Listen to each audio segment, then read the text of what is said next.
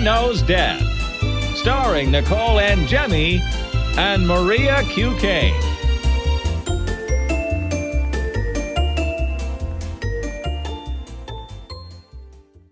Hi, everyone. Welcome to Mother Knows Death. Let's get started with the story of the day.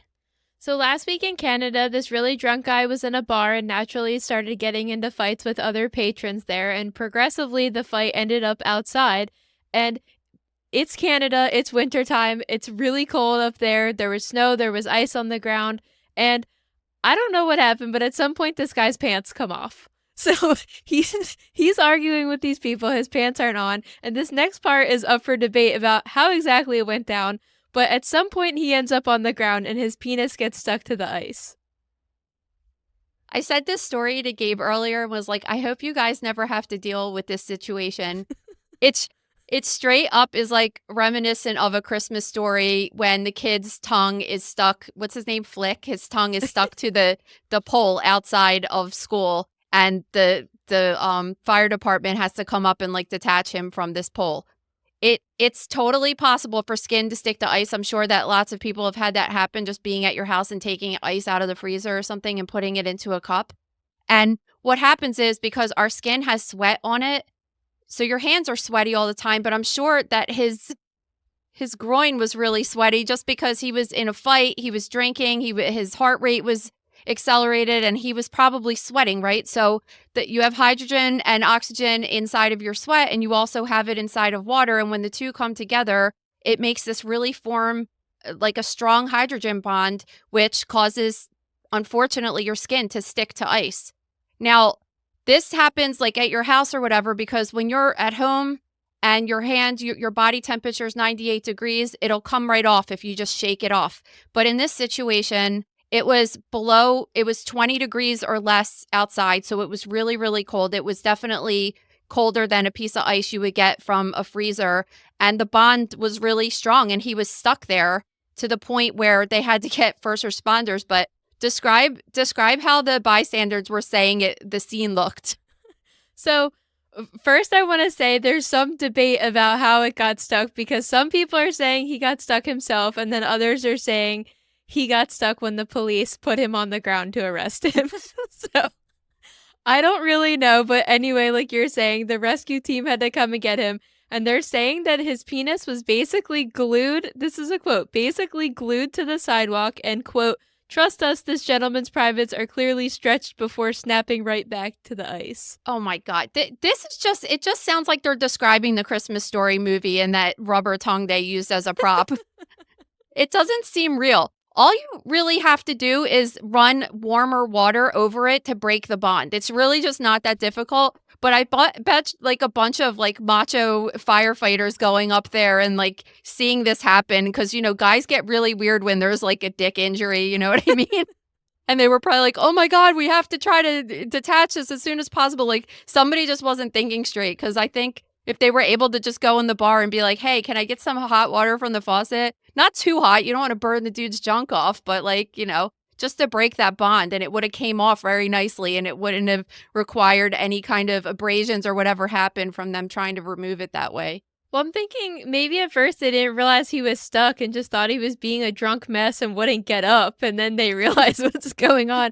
I can't imagine the screams that were coming from him, but I don't know. So TMZ reported this, and there's photos. Is there a video of it? Like, there are photos and videos, but they are blurred out. So from our medical perspective, we can't see exactly what was stuck. Oh, those videos exist somewhere online that are not blurred out, and I will find it. You know, somebody immediately was like, "This is so ridiculous. I have to record it." Yeah, exactly. Kind of an amazing story. How did his pants end up coming off in general is what I want to know. Were they fighting and somebody like grabbed them and pantsed him, or did he willingly take them down? I don't really understand exactly how we got from point A to point B, but I think it's possible that he was probably wearing looser pants and not underwear.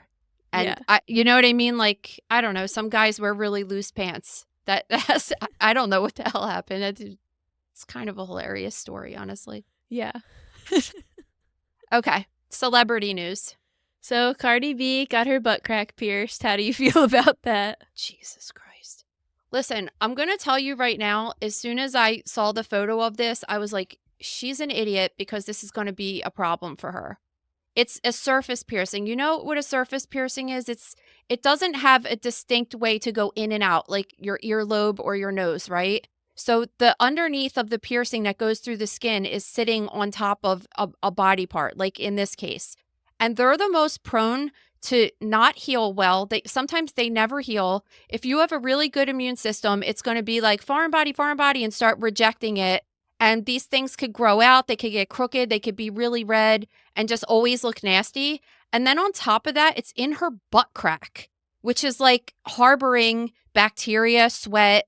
I just think the thing's never going to heal and she's going to get a really nasty scar from it. And it's just dumb. Well, wouldn't you face issues too from just wiping? Like, Well, do you know how hard it would be? Do you wipe all the way up to the top of your ass crack? Like, not It's necessarily. at the top of her. No, we need to know this. The listeners want to know, Maria. There shouldn't really be poop anywhere near the top of your butt crack, but Yeah, but did when mommy you're not teach you how to wipe properly? apparently not. When you're wiping, are you really thinking about like running into an open thing or any? I'm just saying, like, she could get caught. She has long nails most of the time. I just think she's making it really hard for herself. Yeah, she's definitely like it's just not a good idea.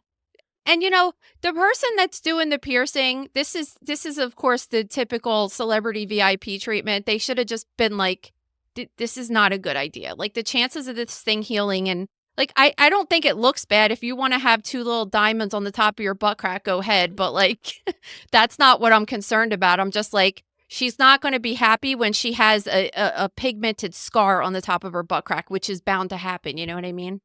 Yeah, it kind of just seems like totally unnecessary, you know? And we're like people that have piercings and everything. It's just this particular location is very odd. Yeah, and this like we have the piercing on our face, but it's just the same as having an ear piercing. It's like there's a clear in, there's a clear out, and they don't really give you problems for years. I've had mine for like however many years, you know what I mean?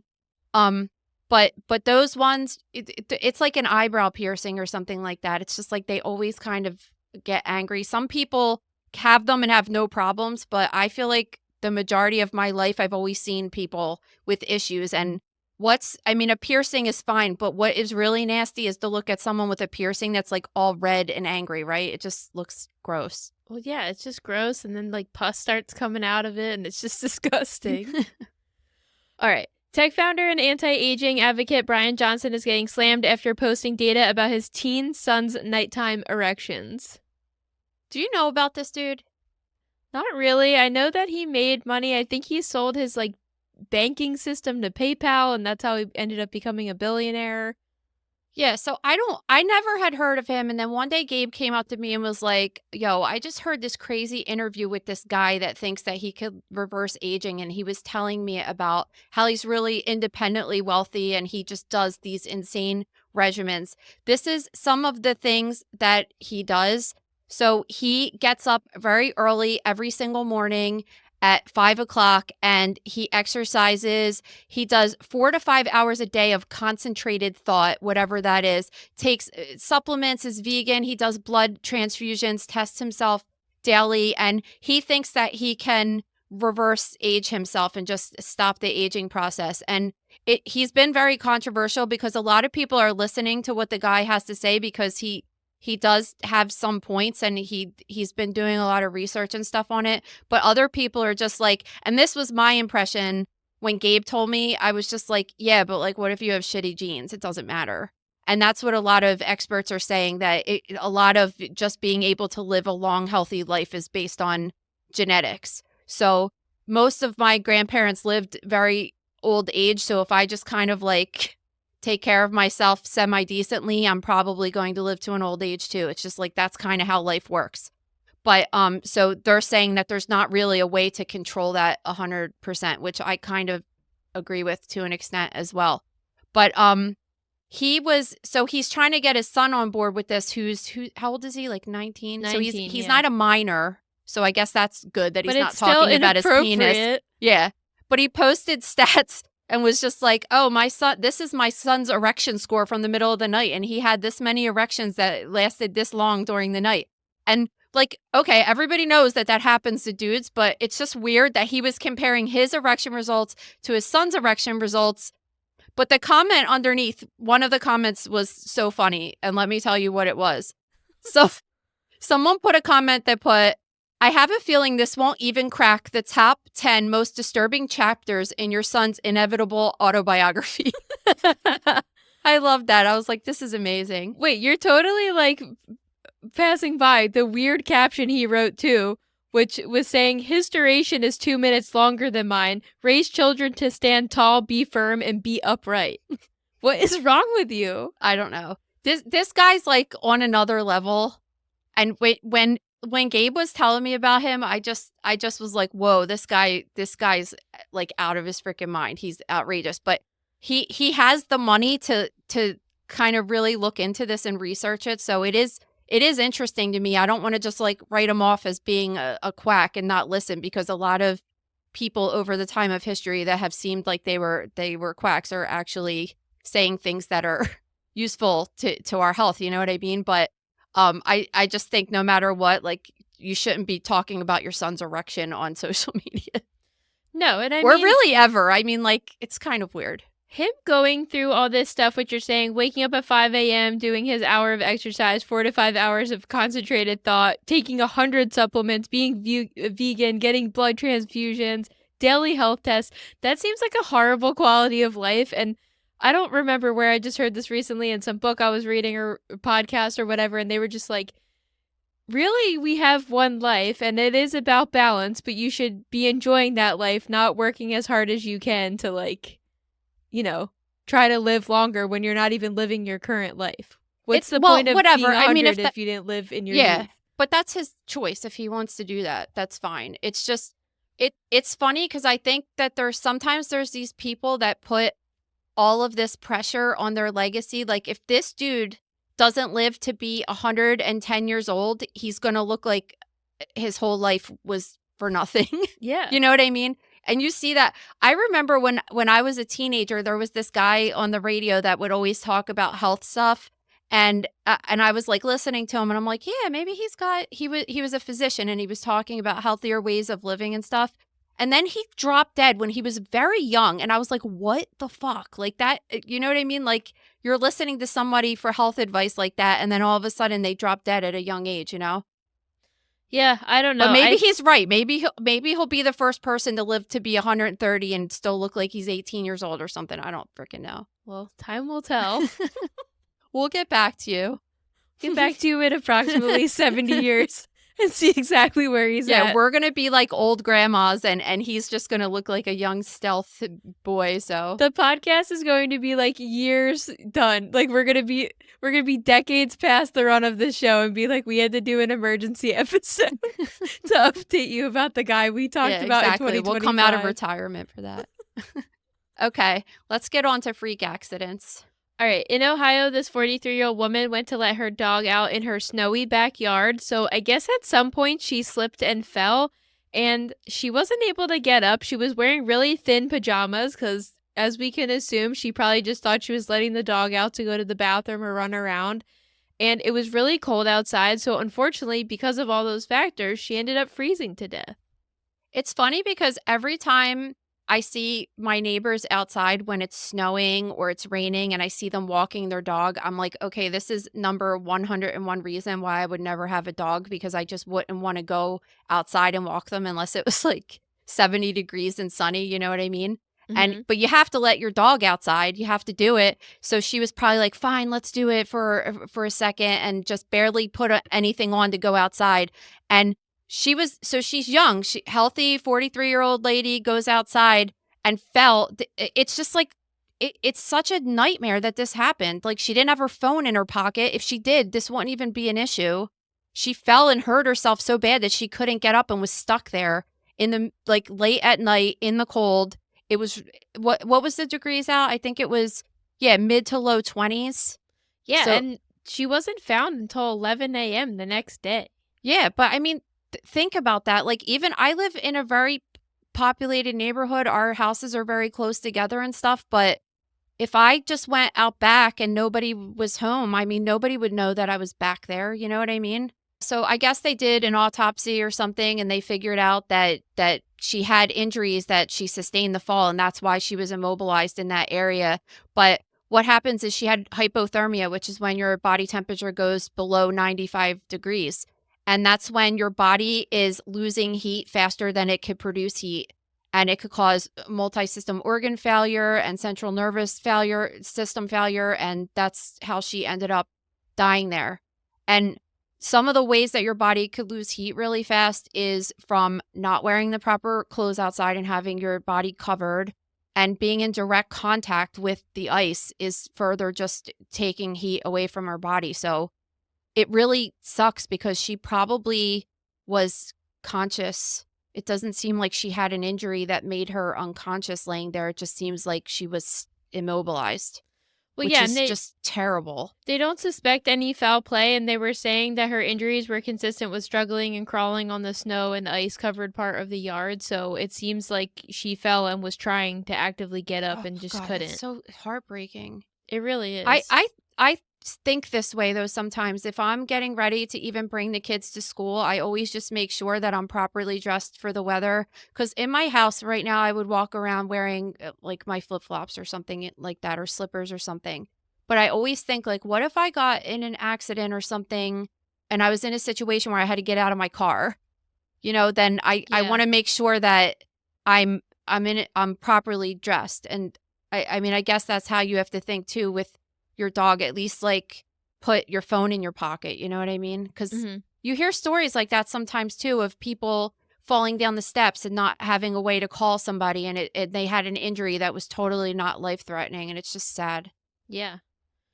All right, at University of Colorado, Colorado Springs, they were hosting a track event for high school athletes. So in this event, the students threw hammers, which, are you familiar with what those are? Yeah. So I was kind of confused when I was first reading the story, but in this sport of track and field, they have hammers, which are these really heavy metal balls that are attached to chains, and they get thrown. So during the competition, one of the athletes threw one of them, somehow cleared the barrier, and hit a spectator in the crowd, which was the father of another competitor. These balls weigh 12 pounds, and they said at a high schooler's level of activity, they could throw it anywhere from 55 to 67 miles an hour. Like, think about that. I know, and it's really sad because That's like outrageous. That would definitely kill a person. You know what I mean? Especially if it hit them in the right spot. Yeah, and I was reading that this guy was trying to protect his wife and son in the crowd from the ball, and he ended up getting hit. And then when the fire department arrived, he was pronounced dead on the scene already. So it's just really horrible. This is not the first time this has happened. No, but it is. It's not the first time it's happened, but it's still pretty rare that this happens. I don't know. I mean, whatever. You're not going to tell people to stop playing a sport that's probably hundreds of years old. This looks like some kind of Roman Empire sport or something like that. It just seems kind of outrageous that there's people sitting in an audience where you're doing something like this. I guess it could happen with a lot of different sports like javelins and stuff like that you could just throw them and they could go haywire. Well, I do think they had protective measures in place, but just somehow this was like a freak. I don't know what happened. The athlete just let go of it the wrong way or miscalculated where it was going, and it cleared the barrier and just happened to hit the guy. Because I think in most cases they have either netting or something up that would prevent it from going through. Could you imagine being the kid that killed your teammate's father? No, I can't. I mean, and it was completely not intentional whatsoever, just an accident. But that kid's just going to feel terrible for the rest of his life because of this. It's just, that's why it's in this category, freak accidents, because it's something like you were saying, like it rarely happens, but it does happen. I mean, people get injured in sports all the time, you know?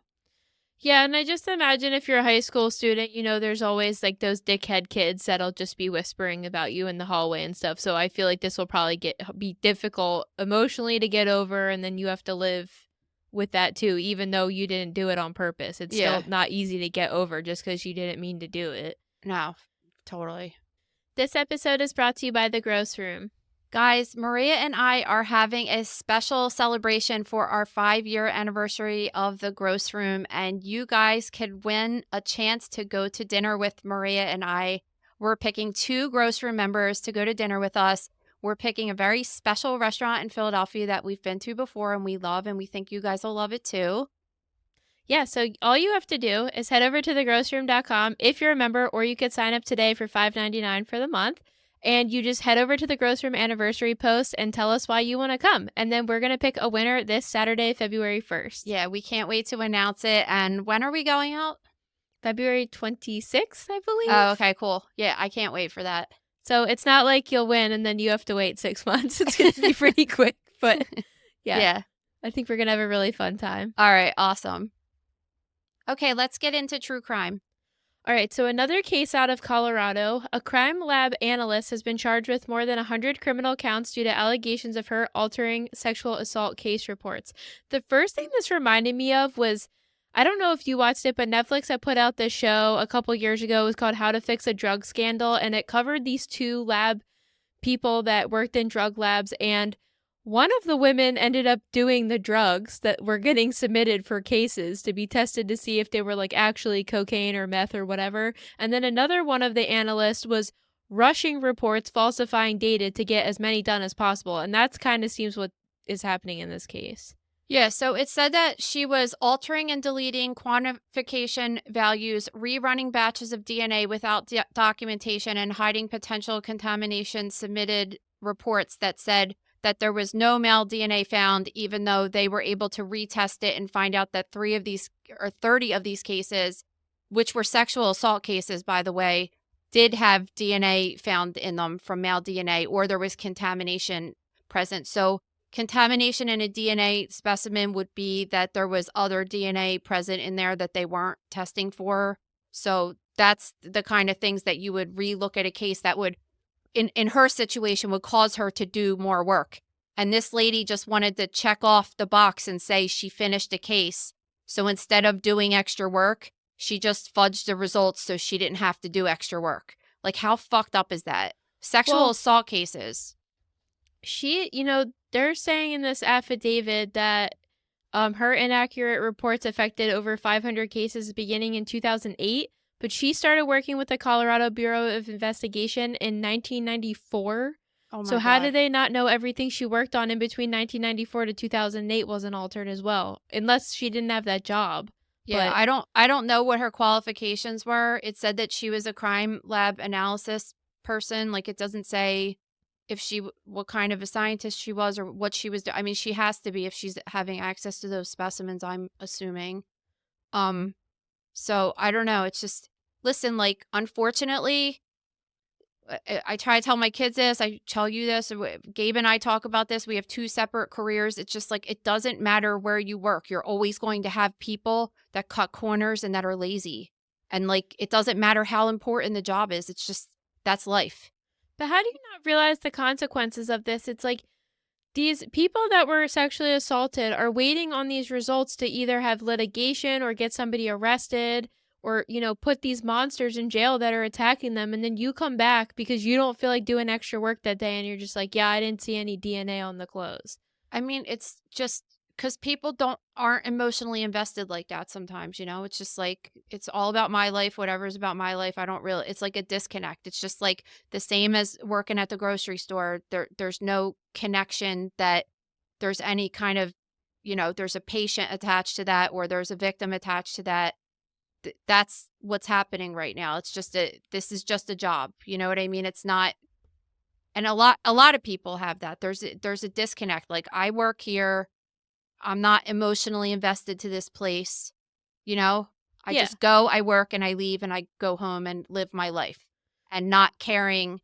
And, when you have other jobs that might not matter as much if you cut corners or you don't stock a shelf or whatever. It's like, yeah, it's not what the owner of the store wanted, but you didn't do it. And a life isn't at stake here, or the quality of someone's life isn't at stake. But well, another thing that really bothers me about this is she was basically found out because they put this intern on this paperwork, and they were like, why don't you review these and see if you see anything like out of place? And I don't know if that was intended to be a learning experience or her trying to figure out how they do things there, but she realized that some of the reports were missing data or had altered data, so she brought I'm assuming this intern is a she. This intern brought this information to the lab management, and when they started looking further into it, they realized that this woman that has been charged had a lot of reports with these errors on them. And then they put her on, I guess, a leave, and then she ended up retiring willingly in 2023. But she had also been put on leave in 2018 over concerns of the same thing. So they had investigated her for this 5 years prior, and I'm wondering why they let that go. Yeah, at I that was time. wondering that too. So she's charged now? So she's charged now. Her charges are 52 counts of forgery, 48 counts of attempt to influence a public servant, 1 count of first-degree perjury, and 1 count of cybercrime. I'm really interested for that breakdown of all those, and, you know, I think she's in jail right now pending litigation. I'm curious to see how that's going to pan out. I just think we need to learn this lesson that cutting corners, especially when you have a job as important as this, is just completely unacceptable. She did admit that when she was questioned. She basically was like, I'm lazy. Like, that's, I mean, like, all of this because you're lazy. It's just outrageous. Yeah. Oh, you know what else she told investigators? She said before or around 2017 or 2018, so this is around the time she's first investigated for this, she said that contamination was more accepted and that over time it became less acceptable. I think anybody working in a lab could agree that's not acceptable. Well, I don't know. I don't want to ever say anything about DNA testing because I did it once in school, and it honestly, like, it bored the shit out of me. And I was like, I don't have any interest in going to school and learning about this. So I don't know what they do when they show up to work on a day-to-day basis and like what has changed from 25 or 30 years ago to what is acceptable now. Like, I just really have no idea. So I can't say if it was or it wasn't, but this lady sucks. That's all I could say right now. Is just like, you can't have a job where you're in charge of, you're basically being a detective of some sort, whether it's to investigate an illness or to investigate a crime. And you have to be, when you have a job of that responsibility, you have to be willing to go the extra mile on every single case until you get the answer. Well, not only this, but now it's going to cost millions of dollars to retest all of these kits and everything that were sent in. So you're like wasting taxpayer money. And I feel horrible for these victims that have gone through this because, you know, not only is you're not getting the justice you deserve, but some people could take this and think you're a liar or making something up. And then you have to live with that. Well, you know what? The good part about this is that there's probably a high probability that they are going to find the people that assaulted these women and or men, I don't know, but that were committing these crimes now, that they're going to retest it. And at least these people now could get some peace that maybe these people will get arrested and put in jail like they should be. You know what I mean? Well, I wonder in how many of, I don't know if we'll ever see this information, but I'm curious how many people were not put away for these samples that she was testing, then ended up being repeat offenders afterwards because they never got in trouble for it. Yeah, well, a similar case, kind of a similar kind of situation happened with that Eliza Fletcher lady. Remember we wrote about her a year or two ago? Was that a year or two ago? I believe so. She so she was raped and murdered by a person that had committed a sex offense, I think almost a whole entire year prior, but there was a backlog in the lab and his sample just hadn't been tested yet. So if that was actually tested, then he would have been convicted of that, or at least, you know, arrested and whatever they do, put on trial for that. And then he may not have had access to that woman that he ended up raping and killing. So it's not the same, but it's kind of the same in the sense that I'm sure that these people are like, usually just don't rape somebody and like go away. Yeah, exactly. If you're a violent, you know, if you're do violent attacks like that. So, well, this is my argument all the time about pedophiles and sex offenders just getting such light sentences because it's something that pretty much a majority, I would argue that almost every single sex offender is a repeat offender. There's no way you just do it one time and that's that. So I think it's ridiculous to send somebody to jail for only 5 years for raping somebody. So you've ruined their whole life, but you just get to come out and just keep doing it all over again. Yeah, I mean, that's the way our system's set up now. Unfortunately, it's terrible. Yeah. All right, so on Sunday, the Eagles won the NFC Championship, and if you are not aware of celebration happenings in the Philadelphia area, it's pretty intense anytime something like this happens. So after... Wait, let me tell them about the video. I am not an Eagles fan even a little bit, and I could really care less. I'm sorry to say. I just don't, it's not the team, the Eagles. I just don't care about football. So I'm kind of like here. My husband watched the game. You guys watched the game, whatever. And every single other person that lives in Philadelphia, apparently, except me, right? But I'm scrolling on Instagram, and I come across this video from this really great Instagram account. What is that Instagram account called? They cover a lot of different things for Philly. It's like, what the fuck's going on in Philly or something like that. They have a podcast, too, and they just post the best Philly content like I see their videos all the time, and I think that it's great. So it's just like, meanwhile in Philly, and it's like it's a SEPTA train, so it's a subway train just like you would see in Manhattan. And people literally have a pig, like a pig roast, a full pig roast from Esposito's probably. Yeah. On the train, and they're eating it like it's a luau, like in the middle of a shopping cart. Out of a shopping cart on the train in Philadelphia. Like this is actually happening. You're really not even giving this justice. This man has an Acme shopping cart with a fire on the bottom of the shopping cart with the pig roasting on top of it in the shopping cart. It's just so outrageous. So that just sums up like Philadelphia right there. Yeah, so we have two instances that happen, but the more notable one at first is that after any of our sports teams win huge games like this, people just fill up Broad Street, which if you've never been to Philadelphia, it's the central street in the city. It runs directly in the middle. Our city hall intersects it at some point. It gets absolutely chaotic. And so it's safe to say there was and thousands and thousands of people on this street after the game.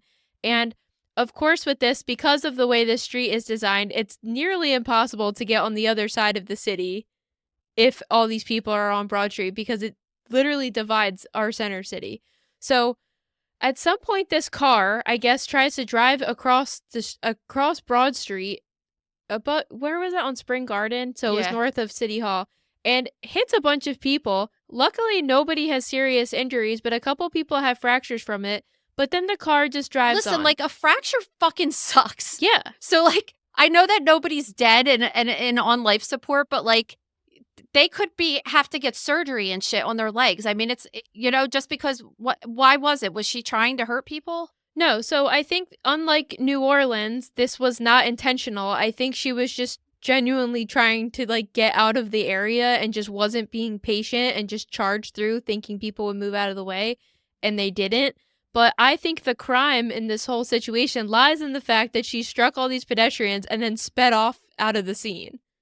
So it's totally a hit and run situation. I mean, they ended up finding the car later. They now know who the driver is, and she's been charged with a bunch of stuff, aggravated assault, driving without a license, reckless driving. You know what's hilarious? Not hilarious, but so Gabe said the Eagles might win the Super Bowl. I might have to go to the parade. And I was like, you're not going. Jinx. So I said to him, I was like, you're not going to the parade. And which I don't ever tell him what to do. I was just kind of fucking with him. I don't care if he goes or whatever. And he goes, we're having this like banter back and forth. Don't tell me what to do. Like, blah, blah, blah. Like all this stuff, right? And I'm just like, no, like somebody's going to drive their car into a crowd of people. I said it 5 minutes before this got reported. I was just like, you're just asking for trouble these days with the way shit is, having all those people together. And it was kind of good for my argument because he felt as if he won the argument. And then I saw that story pop up and I was like, see, this is why I told you. I don't think you should go to that parade. But anyway, that there's like a lot of shit that happened that day, actually. The cops arrested someone for stabbing someone. Someone was shooting a gun in the air in excitement. Outrageous there's shit. Videos of his face everywhere shooting the gun. There was a guy on Broad Street that had this, I don't even know what this weapon or tool was. It was kind of like a gun that had 3 big, huge barrels that fireworks were getting shot out of. I don't even know what it was. I'm like, Oh, what is wow. happening in the world? I think it's also important to note with this car story that this celebration is not necessarily sanctioned by the city, so there are no barriers or anything blocking the streets. The people just straight up fill the streets up, and if you happen to be driving, it's really difficult to get around. Well, don't you think, though, that the city of Philadelphia, since this happens every single time, that they would be like, hey, maybe we should be set up for something like this because we know that thousands of people are going to be flocking to Broad Street. And weren't they winning by like a lot? Like it was obvious they were going to win for a while. I feel like not necessarily. Like the middle of the I don't fourth even quarter understand. was obvious. I but- don't understand how football works. But regardless, like you know they're playing a big game, and just how about like what if they win? What are we going to do? Let's be prepared. Well, another thing they really didn't prepare for, which they typically do, which I was surprised about, is I don't know if this is a unique thing to Philadelphia, but Philadelphians love climbing poles. So typically when these big games are coming up, in the event that they might win, they will literally grease all of the light poles and everything in the city so people can't climb up them. And you could get T-shirts that say "Grease the poles." That's like a thing in Philly for whatever reason. Well, and it is, people, the grease doesn't necessarily deter people. And the Italian I wonder what kind of grease they used. Well, the Italian Market Festival, I feel like it's like Crisco. I'm not even joking. I think that's like what the they city use. has this stocked in their with like the salt for the highway and stuff when it snows. They literally have something that they put like a paint roller in and they grease all the poles. And this is a point of pride with a lot of people in Philly because the Italian Market Festival that happens every year has a greased pole climbing contest. I don't know if you've ever seen it. Yes, I have. But you have to climb up this giant grease pole, and I heard there's like rumors there's like cash on the top of the pole or something. So if you could get all the way up there, then you get the I cash. might try it this summer then. But there's always like salamis and whatever hanging off of it. Anyway, I saw as of Saturday night, Barstool Sports posted that the poles had not been greased as of 11 p.m. Which, again, the city not preparing. I was surprised by. So, of course, because of this, people were able to climb the poles way easier than ever. And this 18-year-old climbed up one, fell, and sustained a brain injury, and now is on life support. So I saw, and I don't know if this is the same guy. I hope and assuming it is. I saw that a guy climbed up a pole and fell, and it was a big fall. I saw the video of it, and there was a whole crowd of people underneath of him, and I was hoping that someone was going to try to brace the guy's fall. But at the same time, when someone's falling from that high up, like I don't really want their big body falling on my body either. You know what I mean? Like, yeah. And so, yeah, I mean, it's a huge fall. That you could see the video of it. I'm actually going to look for that video now, and because I'm certain it's that, because any person that would fall from that high up on the street, that's what happened. I mean, you could see it happening.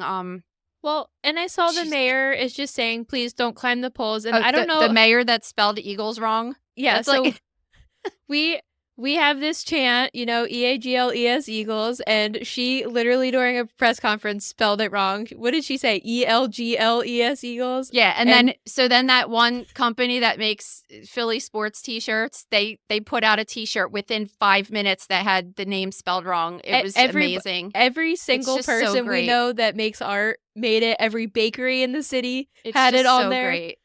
It's kind of a joke, like, okay, don't climb the poles. Well, this happens because it's happened for decades. So yeah. Why didn't you prepare for it as the mayor? That should be your question, because this is the first time in my remembrance that they have not greased the poles when the Phillies were doing good. The Flyers haven't done good in 50 years. But the Eagles have gone to the Super Bowl. Now this is their third time in the last, 8 years or so. So we know this happens. It's not a surprise. This is typical government. It's react, not proact. Like that's their logo, right? They don't do anything until the thing happens, and then which is crazy because this happens all the time. Like they want to save money because apparently like they couldn't afford the 5 quarts of Crisco this year, right? So they wanted to save money on that and the labor to put it on the poles, but now they're going to have the guy, somehow they're going to sue the city and settle, even though it's totally the guy's fault. But something will happen that the city ends up paying money for that for some reason. Well, she better learn her lesson because not to be a jinx or anything, but if they do end up winning, it's only going to be so much worse because this was just them getting into the Super Bowl, not them winning the Super Bowl. So, You guys have to see the video of the shot of Broad Street. Like, it's just outrageous. I can't believe it's all the way to South Philly. Like, it's I crazy. know when Like, I lived there, well, I lived there the first year they won the Super Bowl in 2018, and we immediately went after the game. It was crazy. And people are out all night. It's not like people go for 5 minutes, they're out for hours. And it goes from north, I guess. I was surprised people were as far up as Spring Garden. I just think I assumed everybody stopped at City Hall. But it goes from the stadiums all the way up that's Broad. like really far up. Yeah.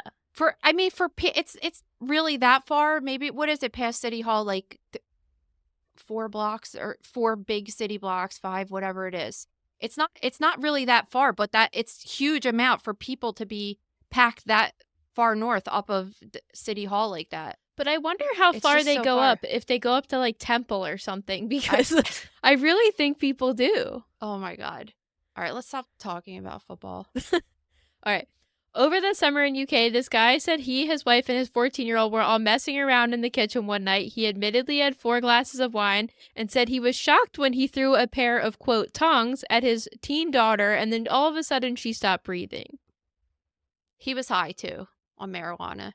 So just he was messed up. So he and, essentially drank a bottle of wine and was high. And said that he was playfully playing in the kitchen and threw tongs at the daughter, but then she ended up going down, stopped breathing, and they called emergency services, and she was dead.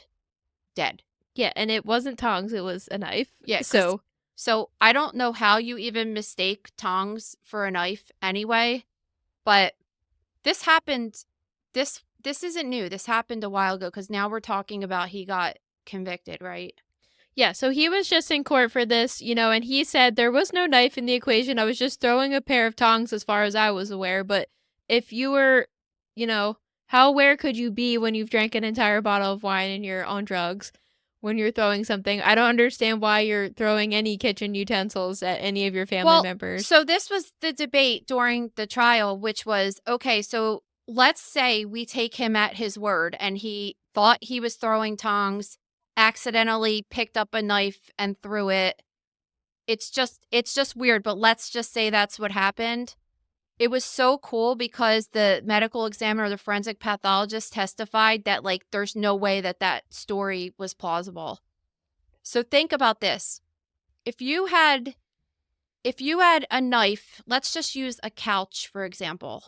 If you had a knife and threw a knife at a couch, right? Mm-hmm. And then you looked at the couch, you would see that it would probably, like, cut. If you were able to actually hit the blade against the target, it would cut the fabric and it might put like a little dent into the couch, right? Take the same knife and go up to the couch and stab it directly as hard as you can, right? If you looked at both of the holes created by each of those things, if you looked at the couch that was getting directly stabbed with your hand as hard as you could, it would be like the full depth of the knife, if not even further, because you could push it in even deeper, right? Mm-hmm. Whereas if you looked at the other one, it would be like a slice on the skin and maybe a nick into the skin, because you have to think about it, like, this guy isn't using knives that are specifically made for throwing like you would see in the circus or whatever like that. It's not a heavy knife that could throw like that. And he also isn't skilled like that to get it directly to go into this girl's body. So the medical examiner was basically saying that the wound was so deep and long, there's no way that the knife went into her body and made a hole that deep and then fell out. You know what I mean? Like, it was definitely like he grabbed it, he pushed as hard as he could, it made a really deep gash into her body, and then he pulled it out. Wound. Yeah. But it's just not, it wouldn't be possible, because even if he was across the room and threw it at such a perfect angle that it went in like that, it would have been like lodged in her body. And when they showed up at the scene, there was nothing in her body. So if it bounced off of her like he was describing, there's no way it could have made a hole that big. He's set to be sentenced on February 10th, so I guess we'll see what ends up happening. But I think his defense attorney was arguing he's already serving a life sentence. I don't know if that means a life sentence of guilt Without for his killing daughter. his daughter or like what, but it's ridiculous. Yeah, so when he did stab her, it went in between her ribs, through her lungs, and then went into her heart, and she bled to death internally right away, obviously. And yeah, like he didn't throw it.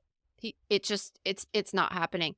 And it just sounds like such a lie, you know, like, oh, I didn't realize it was knife. Like, pick up a pair of tongs and then pick up a knife. Like, come on. It's just Well, maybe you total don't when lie. you're blackout drunk. So like yeah, like he did admit he was on substances. So yeah, Yeah. maybe genuinely he didn't, but he wasn't in a right state of mind and you still did it. Yeah, I don't fucking know what people go through, dude.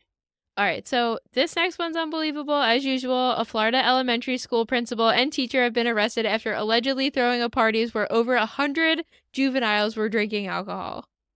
What is going on that the teacher-child relationship has been very blurred when it used to be like, this is your teacher, this is children, there's not this like, oh, we're friends, we hang out after school. Like, when did this happen?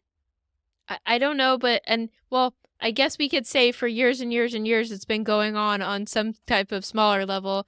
And I'm not sure if it's one of those we just know about it more now with social media and the press, or if people are just really blurring the lines and they just think it's acceptable to be hanging out with these kids. Something in this story that really disturbs me is one of the kids ended up having a medical event in the front yard so badly that 911 was called. And when they got there, the principal who owned the house where the party was turned off all the outdoor lights and hid inside of her house. So then the first responders had to use lights on their vehicles to treat the child. What? This like literally just doesn't make sense to me. She's a principal of an elementary school. So what's that, like under 5th grade? And then the other person involved is a 3rd grade teacher.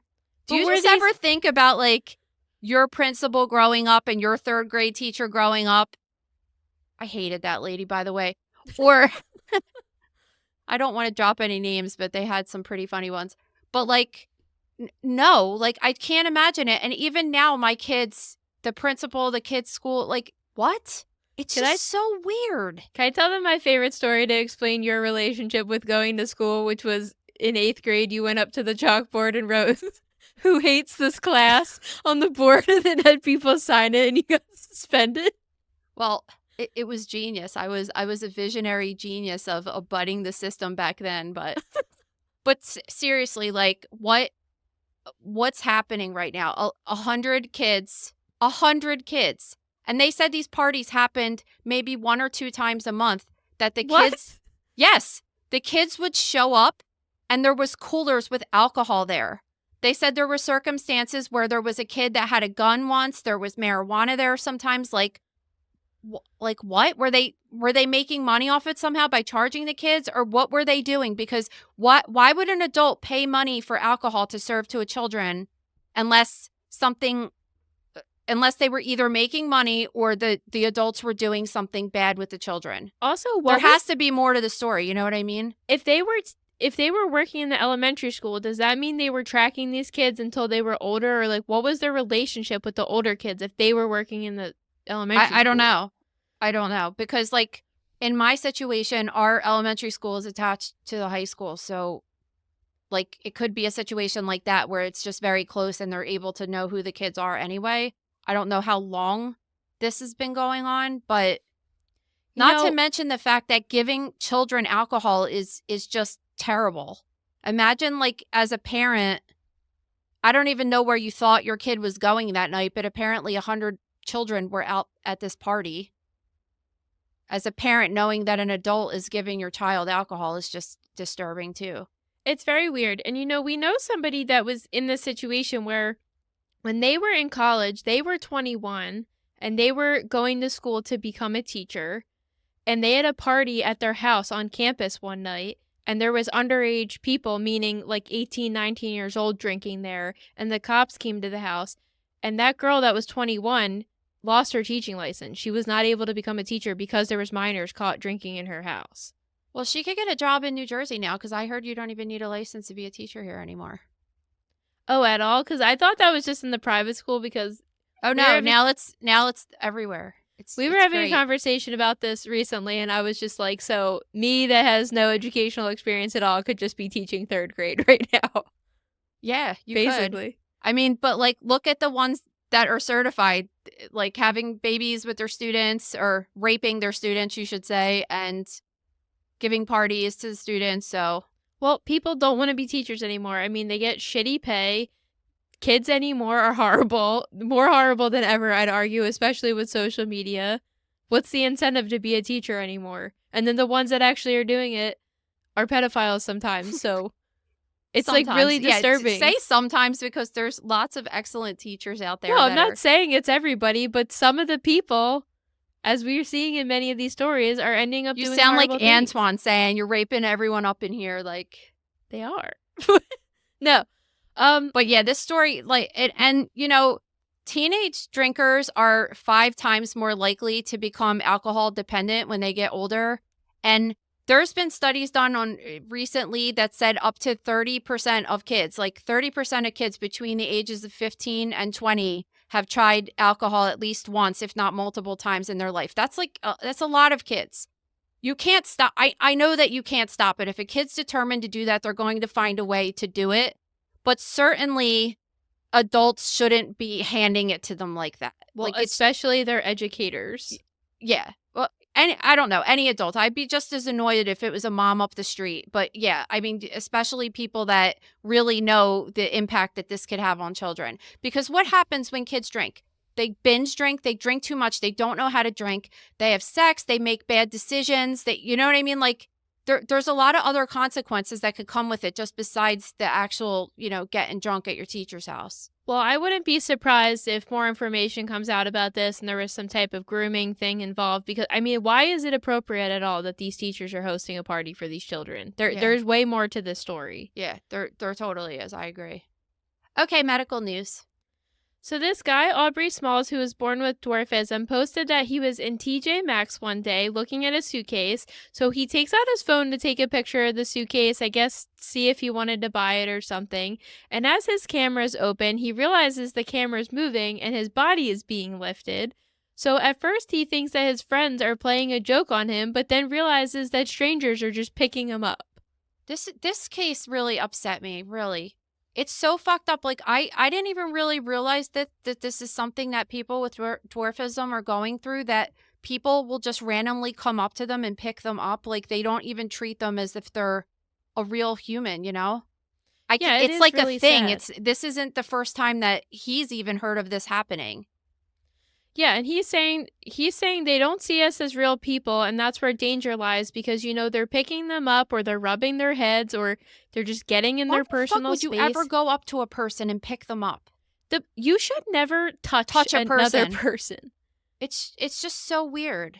I've had people come up to me and touch my arms and be like, "Oh, your tattoos are so nice." And I'm like, "Who are you and why are you touching my body right now?" It's so weird. Well, I was at Joanne not that long ago. I want to say probably like a couple weeks ago or 2 months ago or something. And this lady was standing so close behind me that I could feel her like breath on my back, which is disgusting. And then, you know, I have to uncomfortably, I keep doing the, you know, I'm shifting a little bit, moving up, and she keeps getting closer to me to the point, and you know I'm not confrontational with strangers. I was going to say, this whole entire problem is you, because I would have been like, I would have put my arms out and been like, yo, like, arm's lengths, go back. You just have to speak up more to people, because... No, so I did, and I was like, can you please stand back? Which, you know, just took everything out of my body. I hated doing it. And she, like, gave me this dirty look, and I'm like, why am I getting a dirty look when you are, like, basically able to read all my text messages? You're the close stander, not me. Like, so I started texting Ricky, and I was like, this lady is, like, standing right on my back, and she's, like, clearly in eye shot of my phone, hoping she'd get the point, like, back the fuck up if you could read my text messages. Oh my God. But it takes everything out of my body to tell somebody to get away from me, which I shouldn't have to do that. But I can't imagine being in a situation like this where people are coming close to you, touching you, and let alone picking you up. I mean, even if they mistake the person with dwarfism as a child or something, you should not be picking up a child either randomly. You know what's weird too? And I don't want to say that people looking at my tattoos is anywhere on this level of what this guy went through. But I know when people come up to me and like are touching my arms and making like a big scene like that, it just kind of draws like attention to me that I don't like. I don't like people looking at me in that kind of a situation. And I'm just thinking about this guy and this happening in TJ Maxx. And like, of course, everyone around is going to be looking, probably pulling out their camera and videoing it, you know? And it's just like, all the dude wanted to do was just go to the store and buy a freaking suitcase. Like, he didn't want to be like treated like he wasn't just like everybody else there. You know what I mean? But why can't somebody do it? And it really speaks to us as a society that why is it so common that this person has to go on TikTok and explain this experience, and then there's thousands of comments from other people with dwarfism saying they experience the same thing? Why is it ever acceptable to touch another person or get in their personal space in a public setting? You don't know them, therefore you should not be going near them, and they are regular people. You should not be making a big deal about it. They just, like you said, all he wanted to do was go to TJ Maxx and buy a suitcase. Why is it this whole spectacle? It's just like, okay, he was born with a condition that his bones didn't grow right. Like, big deal, move on. But just why are you like making people feel, you know, like it's weird. But you were talking about that earlier with like that kid that accidentally killed his teammate's father, saying that he'll probably go to school and people will, you know, most people will be supportive, but there's always going to be those jerks that are just like, oh, you killed your friend's dad and all this stuff. And like, you just can't wrap your brain around why people are so mean like that, you know? No, I really can't. And like, I would argue if I was in his situation, turning right around on them and being like, you might, you know, be making a spectacle about my appearance, but clearly you're fucked up in your head if you think it's okay to come over here. Like, I'm the normal person in this situation. You're wrong. Yeah. I think mean, we like, need to shame more people for I that. think that he has the right to call the police for assault. Like, honestly, like, You should not be touching anybody in front. think about this. Like, you and I could never know what that feels like because we haven't been able to be picked up like that since we were children. You know what I mean? Like, think about how scary that is if you're just standing there and adults pick you up off the ground. You don't know why, like. And they're it's giggling and making fun of the situation, and it's really not funny. But like, it's invasive and it's terrorizing to him. He should have called the freaking cops, honestly. Like, I don't know what charges could be, because like if you hurt somebody, I mean, maybe he didn't get hurt, but like, I don't know if they could press any charges, but I just think that you should be able to. That it's just something doesn't seem right that could just be legal and be happening to people, you know? to me, that warrants punching somebody in the face because honestly, they deserved it. I know, right? He should have just took both of his fists and like punched the dude in the head. Yeah, seriously. It's really not funny, and I don't think, I don't understand why this is happening often, that it's a point where people are talking about their experiences a lot. Yeah. Okay, other death news. So this chick went on Reddit and explained how she and her wife were having 2 babies via surrogate, and she explained beforehand that her wife's parents are horrible people, and then all of a sudden when they found out about the babies, they wanted to be involved, and they've been pretty annoying about it. So their plan is they're going to have a daughter, and they're planning to name the daughter after the surrogate, and then they're having a son who they want to name after the Reddit poster's father who passed away from cancer the last year. So when the in-laws got word that they were going to name the son after the deceased grandpa, they thought that was really messed up that they were naming the baby after a corpse. I just think that they have the classic example of narcissistic parents, right? That they think that they're owed something just because they are a parent rather than actually being a parent that deserves the title. You know what I mean? They want them to name the kid after one of their family members that's alive, but saying it's ridiculous to name somebody after a corpse is so idiotic to me. Aren't most family members named after deceased loved ones, like grandfathers, parents, great-grandpas, in memory of those persons? Yeah, I mean, my daughter is. Exactly. It's so stupid to even say out loud. We just never had a family like that that's like pushy. I would never tell you what to name your kid. Well, you'll be judgmental of it, but you tell me what to do. No, I won't tell you what to do. I'll tell you it's fucking stupid. I have no problem saying that, but like, I'm not going to demand you change it. Like, do whatever you want. Name your kid Poop Stain. I don't care. Like, it doesn't affect me. I'll give the kid a fake name when I'm with it. I don't give a shit. You won't like the names I have picked out for my future kids, but Well, we can because they're talk about that when they're exist. probably douchey. Did you get them like looking at a Pottery Barn catalog or something? Is it? Yeah, I totally got them looking at a Pottery Barn catalog. Is it Huxley? It's Huxley. Huxley. I don't By even know the what the way- friggin' name is. What? By the way, I watched part 2 of that. I guess the final episode's coming out tomorrow night. It is really disgusting to me. Like, this kid was on every single YouTube video for, I think, a year or 2. I wonder how, I guess, I mean, it's not a crime to rehome a human. I feel like I don't like that she did this and she's not like getting in any kind of trouble for it, I guess. Well, I think morally it's a crime, right? If you want to be, yeah, but like, who cares? Like Nance about it, but because then it would bring up an argument of if you rehome a child, then you could also get in trouble for just having a kid and adopting that kid out because you're not ready to be a parent. You know what I mean? Like, it's a really gray area. I think morally it's really fucked up to do something like that. If you decide that you're going to go through the process and take a kid, you should be treating them like they're your biological child, not as this disposable child. I know, and they say that, but like, why even say that if that's not even really the truth? Like, the truth. Like, I don't know. It's just like a weird clause. Like, if you have a kid, let's just use this as an example. If you have a kid that you biologically gave birth to that's like 5 years old and you just determine, okay, this kid has autism and I don't want to deal with it, you can't just like rehome it. Yeah, but I think you can, because I think you could give a child up for adoption at any point. Can you give a child up for adoption that's just like already established and living in the house? Why couldn't you? Like, I could just give Lucia up for adoption right now. I pick her. Why did I pick her? But I'm just saying, like, I could just randomly just bring one of my kids somewhere and be like, I'm rehoming you. I don't think so. I just don't think so. Well, we need to look more into that, but I don't. Like, if you're what are pregnant, the terms for putting up a child for adoption? Because not all children are put up when they're newborn. Some of them are older. Yeah, but that's a lot in other countries and stuff. I don't know if it's here. Because here, I know, like, people adopt older kids, but the kid's already, like, in foster and this and that. Like, if you're just a regular person like they are, they're not, I wouldn't call them regular because they certainly suck, but they're not on drugs. They financially could take care of the child. They have other children that they're taking care of.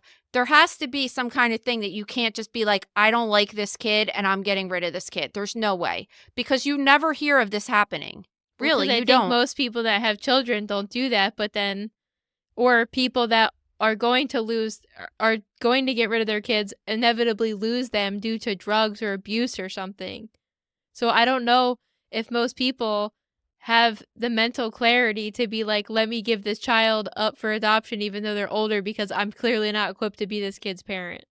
Because I think most of the times when the kids are put up for adoption when they're older, it's because of a bad situation they're in. Yeah, I am curious. Believe me, I'm sure it's happened because it was able to happen with these people. I'm sure anything's happened, but it's just I really don't recall ever hearing something like that happening. Well, the state or the adoption agency, whoever handles that, might look at it like you're not losing your kid per se, but if you're saying emotionally you don't want them, we're not going to risk them being in an unloving environment and like risk them then being abused or something like that. I don't really know. I'm just trying to think of all the solutions, but we could look into this because I am curious about it. All right, let's move on to questions of the day. Every Friday at the @MotherKnowsDeath Instagram account, we put up a question box in our story, and you guys can ask whatever you want. First, when doing an autopsy, are there any defining characteristics from certain diets, such as vegan, dairy-free, etc.? No, I would say no, just because and if anybody that tells you that is different, I wouldn't believe them, because when you do an autopsy, you certainly don't know what a person's diet is. So there could very well, if there was a study involved where they were, you had like X amount of participants in a study and they were finding out history of what the person's diet was and how strict they were with that diet. We know from just what we talked about last week with this carnivore diet that this guy was doing, that he really wasn't following the rules of the carnivore diet 100%. So even saying, oh, this guy's on carnivore diet isn't necessarily going to correlate with what you would see at autopsy. But when we get a chart on someone's health, it doesn't ever say what their diet is. We don't know if they were vegan. We don't know if they were vegetarian their whole life. We don't know any of that stuff. So it would just be difficult to really speak of that. That's all I could say. Like, you just wouldn't know. Okay, what do you think about the link between low cholesterol being a link to dementia and Alzheimer's disease? I don't really know 100% about that, so I don't want to speak about it, but I have been hearing more and more things that the cholesterol levels that doctors are trying to aim for now, which is under 300, in the opinion of a lot of people, are considered to be too low. And the reason for that being is there's probably a way more eloquent way to say this, but the brain is made of fat and it needs fat in order for it to thrive and to function as properly as possible. So I think that probably has something to do with what you're saying. I'm not 100% sure, but I have been reading a lot of different things that are saying that a higher fat and higher cholesterol diet might be better for brain health. All right, this listener wants to know how long we've known each other. I'd say 30 years plus 10 months, give or take. If you want to go back to conception. Someone actually asked a question of how long we've known each other. Yeah, and somebody last week asked how we knew each other. I don't know. She just came out of my vagina one day, and she was there. I do think it's really hard for people to believe we're mother and daughter because you just look so young.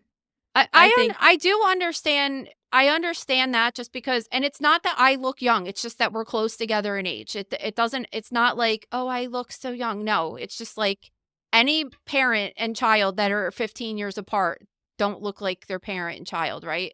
But I feel like we look enough alike that it's kind of, I don't think that we look like twins or anything like that, but it's kind of like if you were just listening to us and you never had known anything about us, wouldn't you be like, it's kind of weird that like they kind of talk the same and they kind of look the same, but they're friends. Like, it's just weird.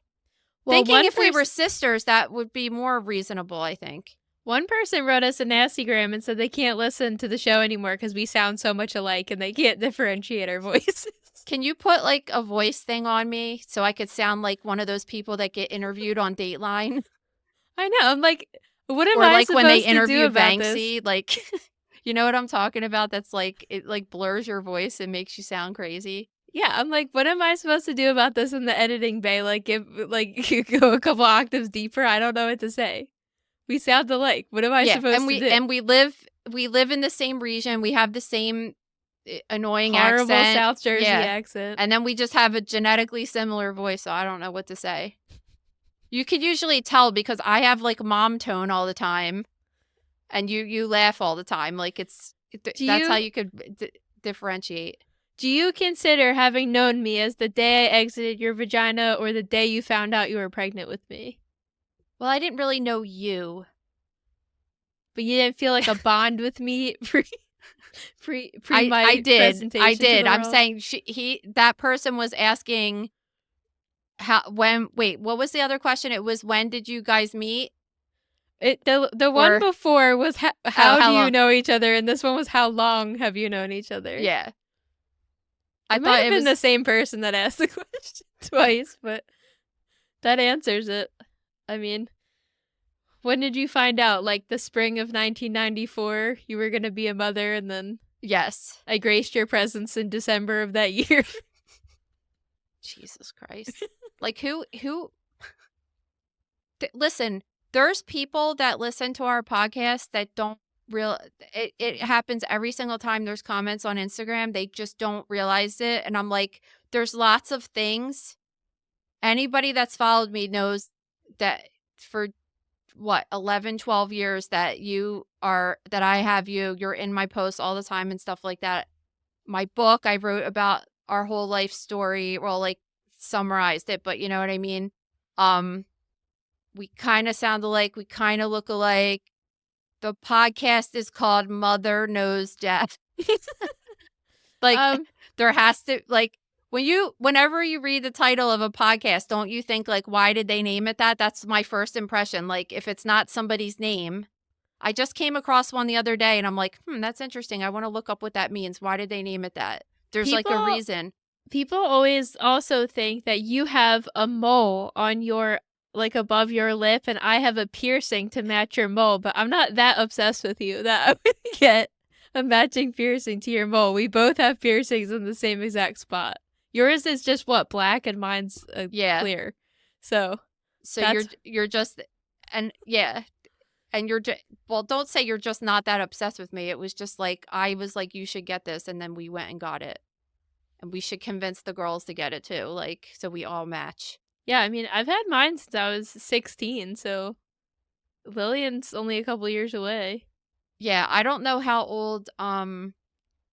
Well, I was 19 when I got it first, but I've had it done 3 different times because I've had to take it out when I have kids and stuff.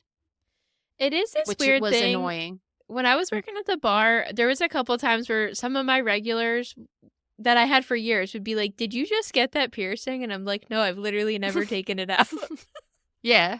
I had to take don't notice it. So the first time I took mine out, you won't believe this, and this was like in the late 90s. I had to take it out because like you couldn't get a job with a piercing in your face, which was ridiculous. I mean, even when I worked at Bath and Body Works for 6 weeks, they made me put a Band-Aid on it one time. So oh yeah, on your face, I know. But so that was the one time I had to take it out, and then I had to take it out when I had Lillian, just because I had that horrible experience of almost dying, so I wasn't really worried about putting my piercing back in. And then I feel like I had to take it out again with the other one, but whatever. I'm not sure, but yeah, I've had it since I was 19, pretty consecutively. Well, we'll get the girls to get it when they're older, and then we'll all match. Yes. All right, well, thank you guys so much. Please leave us a 5-star review on Apple or Spotify or anywhere you get your podcast, and subscribe to our YouTube channel if you are watching. And if you have a story, please submit it to stories@motherknowsdeath.com. We also accept stories via our Instagram messages on the Mother Knows Death page, but we don't always see all of them because you know how Instagram be. So yeah, exactly. I don't get half my shit, I swear to God. But the thing of the week now on Instagram is that I'm getting like a massive influx of porn bots. Like, and they're all named like something bunny. Like so many of them. I don't even understand. I'm taking screenshots of it now because I have to go through and report all of them as spam. I just don't understand how they're posting sexual gifs like underneath of my post as a comment. I don't understand how. I don't know if you've noticed this, but the last 2 weeks, my targeted ads have been out of control. So first, Ricky and I were looking into getting an exercise bike, and I swear every other post is this exercise bike. They must spend thousands and thousands of dollars on ads through Meta. This is the problem, because you sent me a picture of Taylor Swift's horrible outfit the other day, which is just like, you know what I was thinking about this outfit? I'm just like, this looks like when my kid has a theme day that she has to wear purple to school, and she just puts on any random thing to fit the colors that like is not really an outfit. Well, whatever. To quote the Countess Luann, even Louis Vuitton makes mistakes. So, okay. Well, regardless, I don't even want to talk about that because now just talking about this motherfucker's going to be all over my phone again. Like, I had picture after picture after picture. I even told you, like, I hope their team doesn't win because I just don't want to fucking see their relationship. And like, it just annoys the shit out of me. So now, since you sent me that picture, and it's not even just on Instagram, it's on Facebook, it's on everything. It's just like every article is about Taylor Swift now. And I'm just like, I just got that out of my feed. Like, you can't get away from it. It's outrageous. Well, now my phone thinks I have mesothelioma because we wrote about asbestos this week, which it's not funny to have that. It just, the ads I'm getting are ridiculous because we wrote about asbestos this week. And when Louis was at my house on Sunday, I got some spam mail for bath fitter, and he said the word bath fitter, and now I'm getting a million ads for bath fitter. I thought they got in trouble for listening to us, and they weren't allowed to. They're not listening. Oh, okay. Don't you know that? Don't even say listening. It. We all have proof of it, but you could bring up something that you haven't thought about since you were 10 years old randomly, and all of a sudden you have an ad. It just knows what's on your mind. It's just that good. Yes. Okay. All right. Well, thank you guys so much. We'll see you later in the week. See ya. Thank you for listening to Mother Knows Death. As a reminder, my training is as a pathologist assistant. I have a master's level education and specialize in anatomy and pathology education. I am not a doctor and I have not diagnosed or treated anyone, dead or alive, without the assistance of a licensed medical doctor. This show, my website, and social media accounts are designed to educate and inform people based on my experience working in pathology so they can make healthier decisions regarding their life and well-being. Always remember that science is changing every day, and the opinions expressed in this episode are based on my knowledge of those subjects at the time of publication. If you are having a medical problem, have a medical question, or are having a medical emergency, please contact your physician or visit an urgent care center, emergency room, or hospital. Please rate, review, and subscribe to Mother Knows Death on Apple, Spotify, YouTube, or anywhere you get podcasts. Thanks.